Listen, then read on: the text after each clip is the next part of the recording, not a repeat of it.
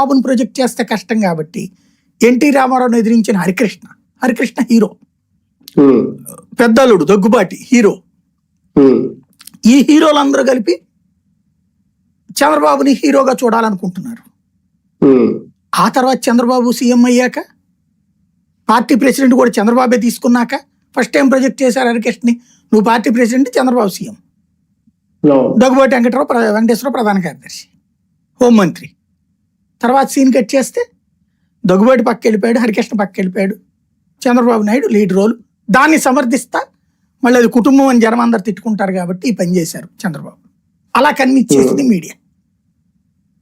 అట్లాగా అప్పుడు స్ట్రగుల్ పడాల్సి వచ్చింది గ్రౌండ్లో.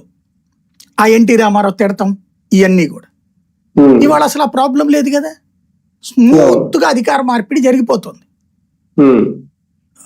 కూటమి అయింది, కూటమిలో బీజేపీకి ఏం అభ్యంతరం లేదు పవన్ ఈయన్ని సీఎం చేస్తానంటే లోకేష్ని.